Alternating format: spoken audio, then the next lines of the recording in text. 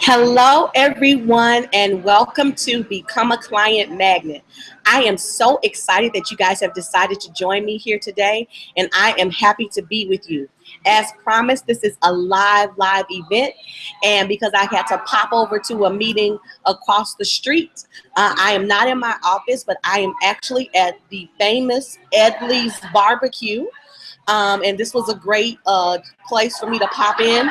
So please bear with me as if you might hear some other background noises. I promise to speak loudly enough so that you guys can hear me and so that we can have a good session today. And I promise to have you out in less than an hour. So let's actually get to it. So I'm going to share my screen with you guys so that you can see the content that I have planned. So here we go. So today we're going to talk about how you can become a client magnet. And what is really important is how you can prepare to turn complete strangers into paying clients or paying customers, okay? There's a baby shower. They're having a great time. So a little bit about me for those folks who don't know. I'm a marketing communications professional and an entrepreneur. I'm the founder of Denora Brands and Public Relations, and I'm just really excited about helping businesses, organizations, brands, and experts boost their visibility and ultimately their income through compelling visuals, dynamic storytelling, and intentional action.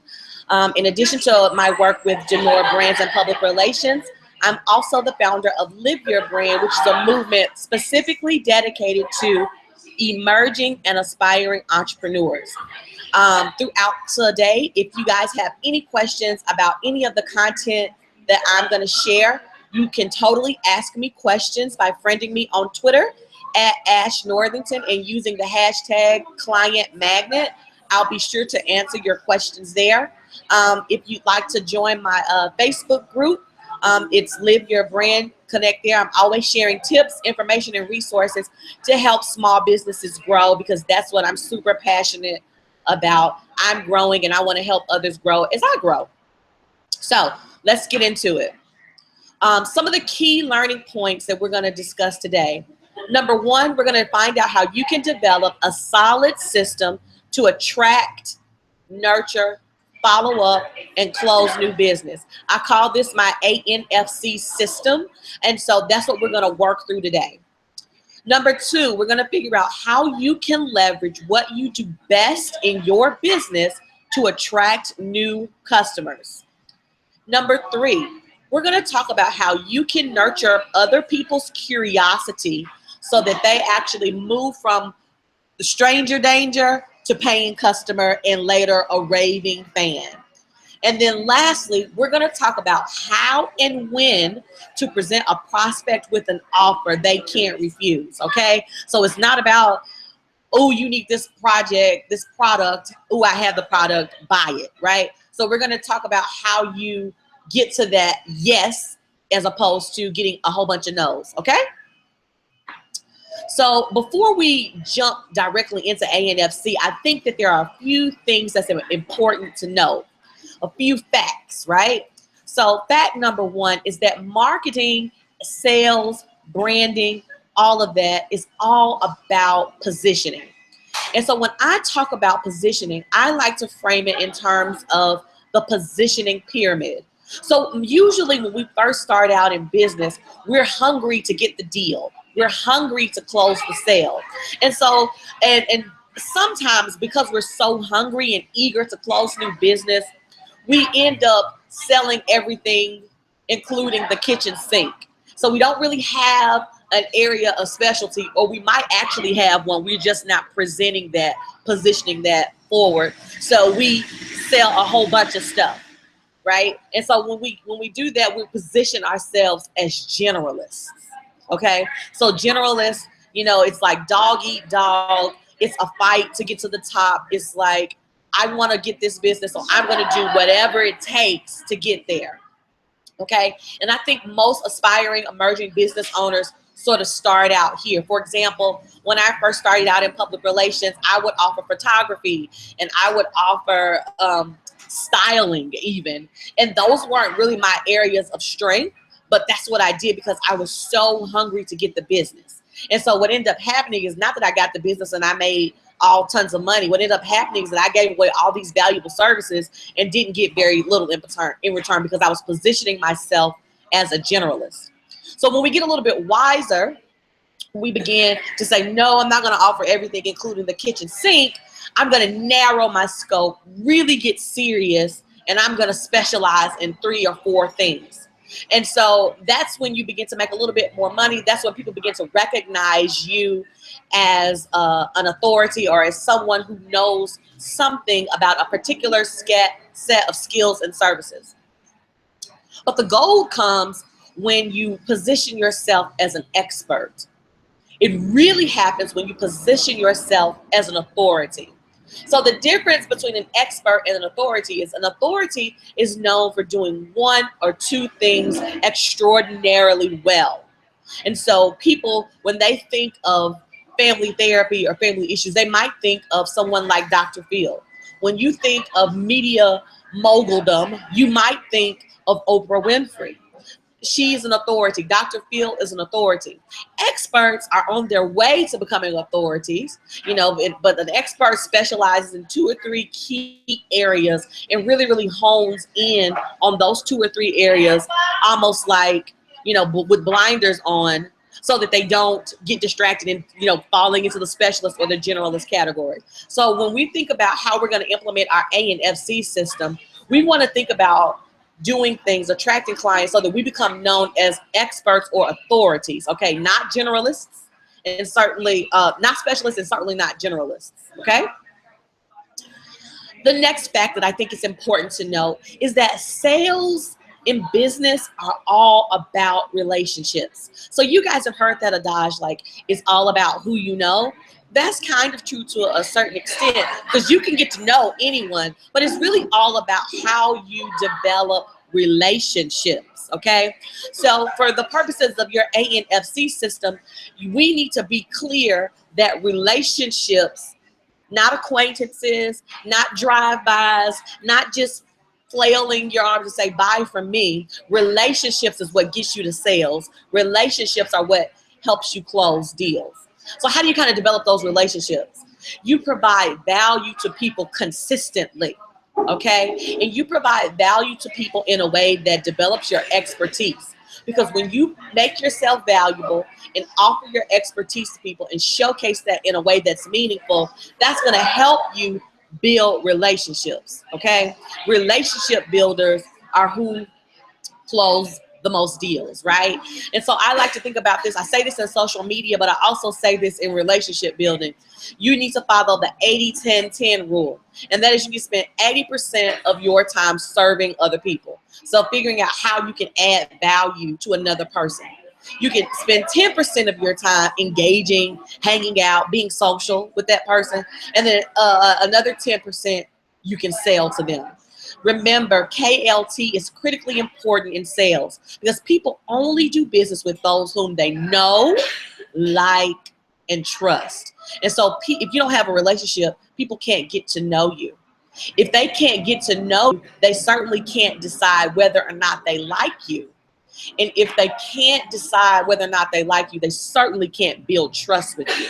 So relationships are critical when we're talking about developing our A&FC system, right? Okay, the third thing I think is important to know is that renting media is out, so to speak. Owning media is in. What that means is that you can't just do one or the other. In a previous life, people would purchase ads in magazines or newspapers or billboards on the side of the interstate with the hope that that would, people's eyeballs would see it, and then they would get lots of people in the door. That doesn't work anymore. You can't just purchase a billboard on the side of the interstate and then automatically expect that to translate into sales. These days, you have to blend your paid media or rented media, in with your owned media, and in with your earned media. So what does that mean, Ashley? So owned media is any communication channel or platform that belongs to your brand that you can create and have control over. The number one place that you can do this is your website. Paid media, those are those billboards, advertisements, Facebook boosts, Twitter boosts, Instagram boosts, any content that you pay for to help drive traffic back to your owned media properties. So you pay to boost your exposure through this channel. Earned media is the best kind, is that's when people speak about you and share your product or service with other people totally for free. It's like free publicity generated by people who've experienced or interacted with your brand, okay? Owned, paid, and earned media now have to work together. Nothing can stand on its own. Fact number 4 is that while digital media is all the rage, it too cannot stand alone. So I think we've kind of morphed into this society where we think that if we advertise on Facebook or Instagram or Pinterest or some paid display through yellow pages, that is going to get us sales results. That's going to get us leads. But I'm here to tell you that things work better all together. So social media can't work in a silo. So your social media platforms have to work in tandem with your website, your blog, your email, your events, and your other platforms. All of your social platforms, all of your digital platforms should be pointing back to your owned media. That's like your website. That's the greatest example of that. And in your website, once people get there, so once they find you on social, find you on these other places, and they get led back to your website ought to be a place where they feel comfortable, where they feel welcome, and it should collect sales leads for you. And then those sales leads could be through email or text or however you want to collect leads. And then your emails or follow-up marketing text messages should reinforce what's on your website and encourage people to do business with you. It should encourage people to deepen the sales relationship, deepen that relationship that they have with your brand. Does that make sense? Remember, if you guys have any questions, you can tweet me at Ash Northington. Fact number 5 is that great content, it improves your positioning, it helps you nurture your relationships, and it certainly drives sales, okay? So here's the deal. The game in marketing has sort of changed, right? So 96% of major brands across the world use content marketing as a part of their brand awareness and sales strategy. So content marketing is where you create some great content. It could be an event. It could be a tip sheet. It could be a webinar like this one. It could be an infographic, a blog, a high-value blog, case studies, newsletter, digital magazine, whatever. It's a content that showcases your expertise and highlights your value. So 96% of major brands are using content marketing as a part of their overall awareness strategy. Around 58% of consumers are making purchasing decisions based on branded editorial content, branded websites, and emails they signed up for. So when we talk about implementing our ANFC system, when we talk about how your website can't work alone, your digital media can't work alone, all of these things have to work together because people are making purchasing decisions based on what they see on your website, based on the emails they get, whatever text message or mobile messaging you have established. This is how they're making their decisions. And lastly, 92% of consumers make purchasing decisions based on the product or service recommendations from people that they know. And so this could be people like their neighbor across the street. It could be their colleague. It could be their girlfriend, boyfriend, husband, wife. It could also be their favorite social media personality. So people are relying on the recommendations and referrals from others to make recommendations, so to get more customers in the door.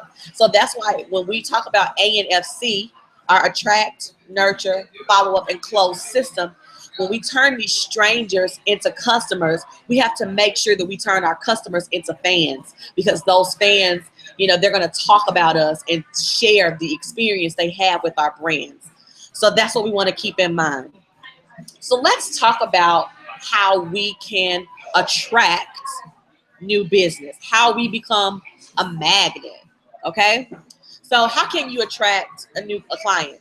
The key here is to get clear on who your ideal audience is, consistently show up wherever they are, and give them something of irresistible value. So what I want you to do is kind of think about something that you know your ideal audience needs. What is it that you can give them that helps address that need and also showcases your strength or your value? So in a situation like me, like my business, I know that business owners sometimes have trouble monetizing social media. I created an ebook called Turning Likes into Leads that helps business owners do that. So that's the product, that's my magnet. So when you think about something your ideal client wants, figure out a solution that you can give them, something helpful, a tip sheet, an ebook, a webinar, an event, a series of phone calls, an email class, whatever that is, that's your magnet. Okay, because your client wants this and it also showcases your value. Give it to them. Okay, and then I want you to think about where your ideal client congregates. Where do they hang out? This is going to determine where you're going to show up on a consistent basis. Do they hang out on Facebook or LinkedIn? Do they hang out at certain barbershops or gyms or churches? Do they hang out in certain Facebook groups or LinkedIn groups? Do they hang out at certain types of events? Wherever your client hangs out, online and in person, that is where you need to figure out how you can offer your magnet. Now, it takes people 3 to 7 touch points in order for them to interact with something. So people have to see something approximately 3 to 7 times in order for it to get their attention and recall it to memory and then take action. So you have to figure out in your A and FC system, we're on the A part, how many times or how long you're going to present your magnet.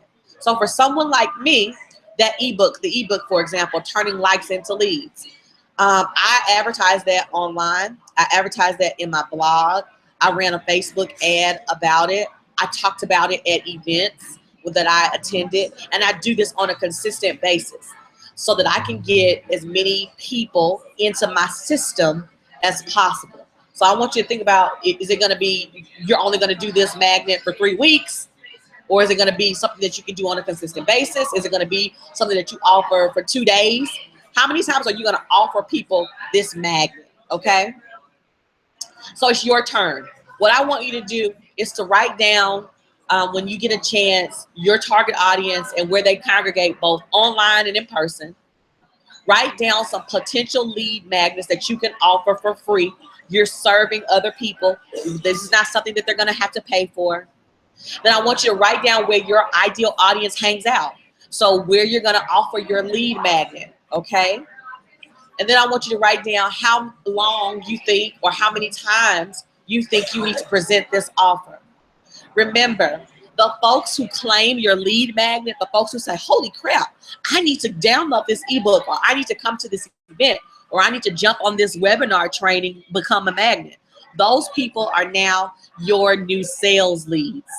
Those people are your new relationships, okay? So the first step in developing your A and FC system is to develop a lead magnet and advertise it in a place that you know your ideal audience hangs out, and do this on a consistent basis and across multiple platforms. This is a way you can collect more people to you.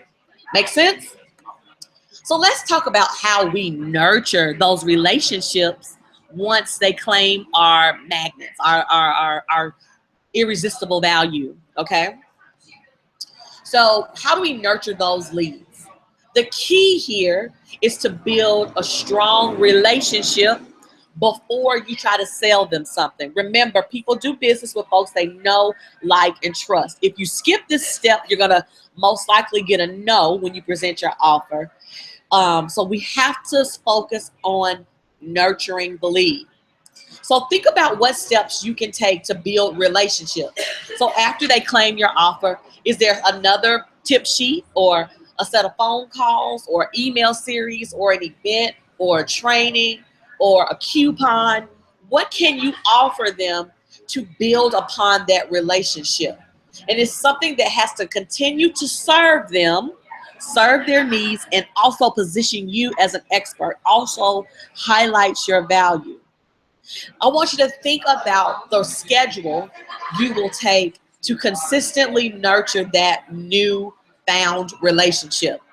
So if you get to a point where you meet someone online, I want you to remember to spin it, okay? Spin is critical when we're talking about closing the deal. So when I think about the steps that it takes to nurture a relationship, I think about, okay, so you might download my ebook. Then I might send you another email that gives you a tip sheet. Then I might invite you to a training or an online event. Then I might send you another tip sheet. Then I might ask you to jump on a call with me so we can talk about your situation, okay? What issues or challenges you're having as it relates to what I offer, okay? But when you get in front of a person, when you actually get that person on the phone or you get them across the table for you, remember to spin. And I don't mean spin like, tell them a bunch of crap. I mean spin like asking them discovery questions that's going to lead them to a yes. So this is what I mean when I say spin. Spin is asking a series of questions that help you identify a person's situation, okay? So in my case, I might ask them how long they've been in business. I might ask them what services or products they offer. I might ask them how they currently market, what public relations services they're offering, how they're using social media, what are their biggest issues that they're having. So you want to ask a bunch of open-ended questions that help you figure out where this person is as it relates to the product or service that you offer. Once you identify what their situation is, you can pinpoint a problem. So 99% of the time where I have a conversation with a business owner, brand builder, organizational leader, they are going to tell me that they're having an issue with creating awareness. They're going to tell me that they're having an issue with social media. They're going to tell me that they're having an issue blogging. They're having an issue getting press. I know that, right? So those are the likely problems that are going to come up. And so once you identify the problem, you don't say, okay, boom, buy this. No. You have to continue with spinning, and you have to identify what the I is. And those are the implications of the problem. Okay? So if a business owner is sitting in front of me and they're having problems creating awareness, that means nobody knows about their business, nobody knows about their brand, then the implications of their problem is that if no one knows about that business, then you can't earn money. You can't get sales leads. You can't effectively grow your business. Those are the implications. And so after I explore what all of the possible implications are, if you can't grow your business, does this mean you're going to have to fire people? Does this mean you're going to have to get a part-time job? Does that mean you'll have to discount? Or what are the implications of the situation, of the problem that you've identified, okay? What are those implications? And fully explore them. Once you explore what the implications are, then and only then can you determine what they need. So when we talk about spin, it's determining the situation, exploring the problem, really exploring and navigating the various implications of this huge gaping problem that they have. Then you can determine what the needs are. And so once you determine what the needs are, then you can present a customized offering to address that need. This, my friends, is how you get people to say yes as opposed to getting people to say no. It is at this point, after you spend, how you get a yes. It is at this point that you can then present an offer. So maybe after you have this conversation over the phone, over Skype or FaceTime or in person, then maybe you wait a day and then you send them something. Listen, I thought a lot about what we talked about yesterday. I have this solution for you. What do you think? Maybe you call them and tell them.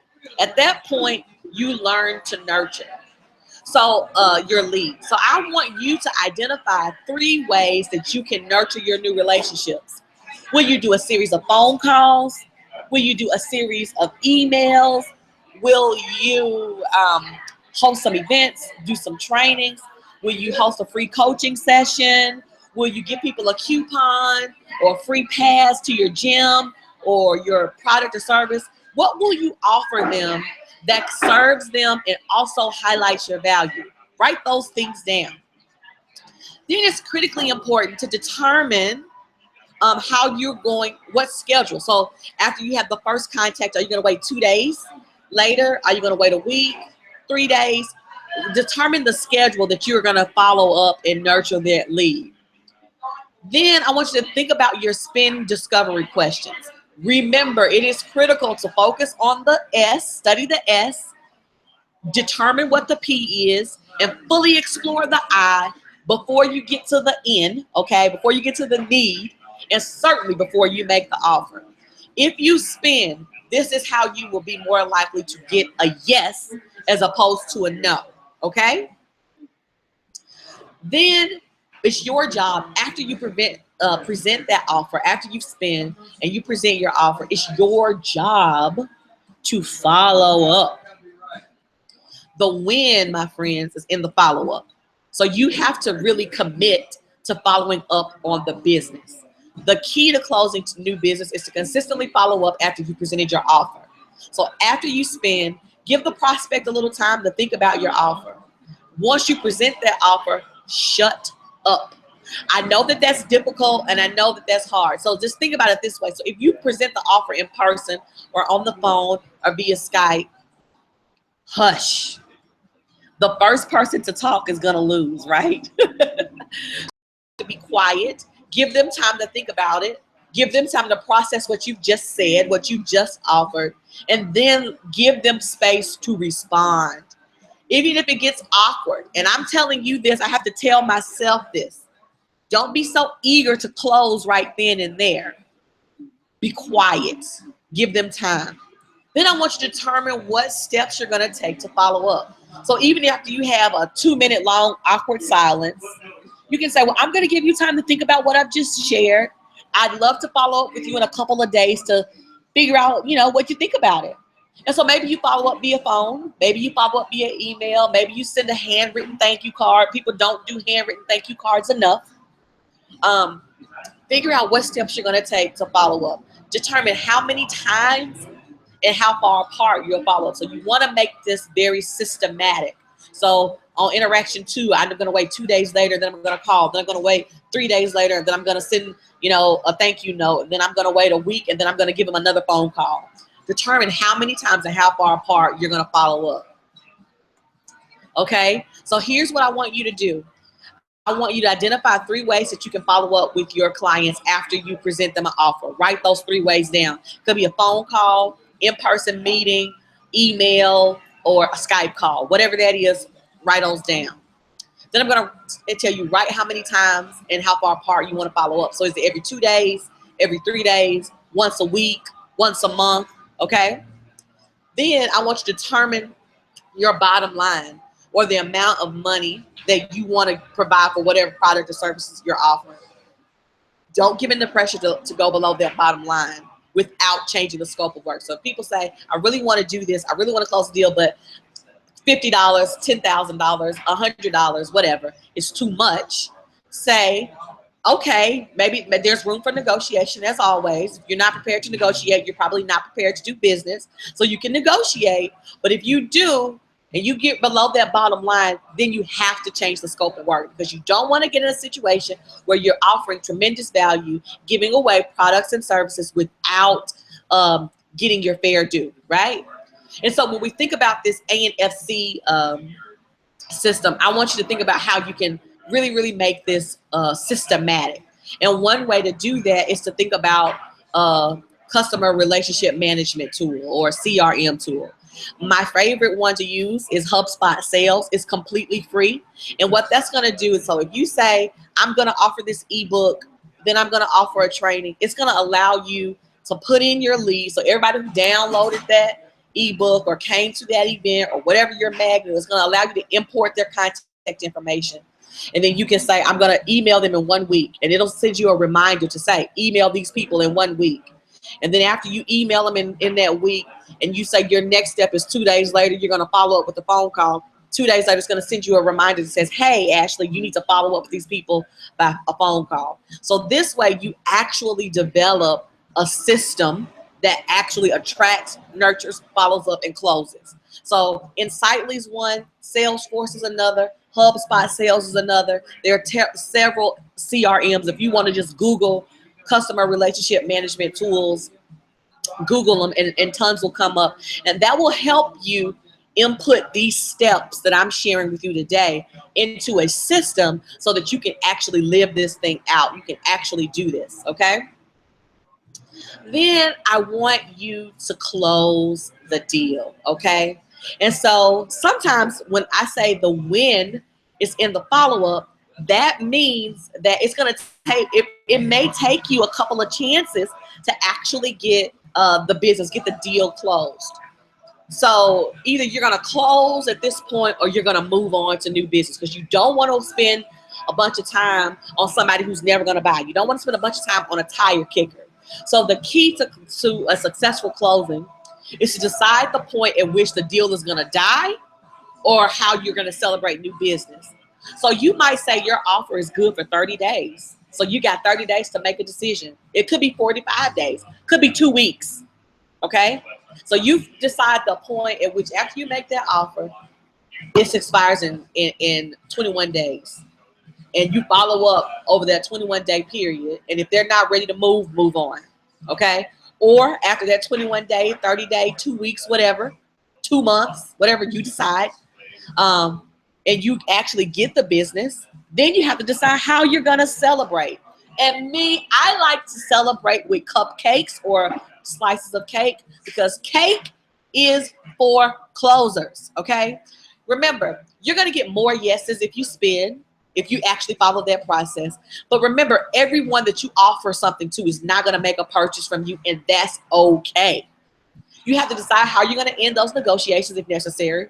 And most importantly, if you get the business, you need to celebrate that win. It just does something for your spirit to celebrate. And remember, after you close the deal, the work is not done.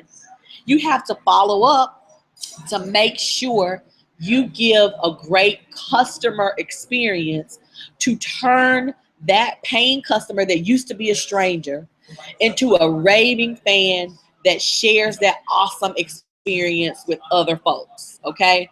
The key is to really make sure that they have a good experience with your brand, a good interaction with your business, so that they can tell other people. Why? Because people make purchasing decisions based on the referrals and recommendations of others. So it's critically important that even after you close, you still put time into nurturing that relationship so that you get a win later, okay? So I would love to help you guys take this a step further. So if you're interested, I'd love to get you on the phone and talk about how you can implement your ANFC system. Tomorrow, those folks who actually signed up for this webinar will get a worksheet. That's an ANFC worksheet that will help you sketch out, your audience details, where they congregate online, possible lead magnets, and your system of how you can get this actually done. But I'd love for you to go deeper with you, and I'd love to help you build the system that's going to heighten your brand's awareness, maximize your leads, and turn that awareness and those leads into actual business, into actual sales, into actual dollars, right? So what I'm going to do is I'm offering complimentary one-on-one calls the last 2 Thursdays in September and the first 2 Thursdays in October. And you can totally register online at bit.ly/DBPR free consult. I'd love to have you guys develop strong systems, and I'd love for you to tell other people, hey, I work with Ashley and she helped me do this amazing thing, right? So that's what I'm going for. So let me know if you want to do that. You can reach out to me and email me if you're interested, or you can register completely online at bit.ly/DBPR free consult. And we can talk about how you can develop your system to attract, nurture, follow up, and close. Thank you guys for taking the time to hang out with me. I told you I'd keep you a little less than an hour. So here's my address. There's my telephone number. Here are my where you can follow our company on Facebook, Twitter, Instagram, and Snapchat. We desperately need more Snapchat followers. Like, we need to, you know, get people there so we can share some great content and information there too. And I hope that you guys can join our group. Live Your Brand is all about how you basically do things like this and grow your business. And thank you guys for hanging out. And remember, if you have any questions, you can tweet me at Ash Northington. Okay, guys, I'll see you next week with 10 things that you should know about social media and business. See you soon. Bye.